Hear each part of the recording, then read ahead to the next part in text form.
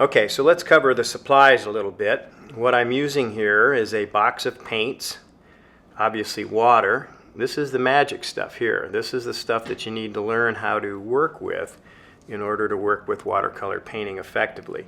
So I have a box of paints. This was initially a blank palette I picked up at an art store, and I bought my paints in tubes and squeezed out all the colors that I wanted in my own palette. You can buy paints like that, or you can buy them in a pre-measured kit where these are all cakes and they already come pre-measured. I like the freedom to choose my own colors, so I laid those out.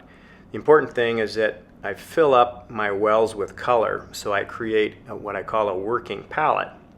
Otherwise, you know, what happens, people sometimes put their color down, they put down a little pin drop of color, and that doesn't really give you enough to do the job. So you want to have enough paint in your box that you're not going to be interrupted in your painting, reaching for a tube to fill up a well because you didn't have enough paint, especially if you're outside painting. You don't want to run out of your paint while you're in the middle of doing a big sky wash or something. Okay? So those are my paints. People who take my classes, I give them a supply list. So I have mostly your primary colors and then some secondary and tertiary colors too.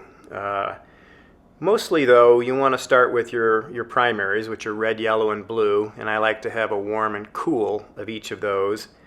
Then I like to have earth tones and some greens and then some darks.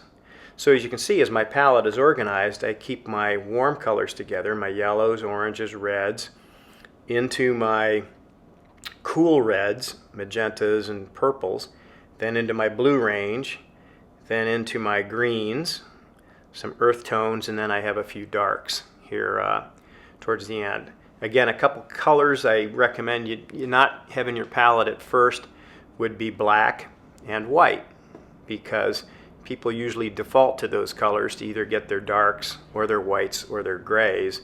Much better to learn how to mix your colors and do it that way. So I have like Payne's gray and neutral tint. I do have a black down here, but you see I use it very sparingly.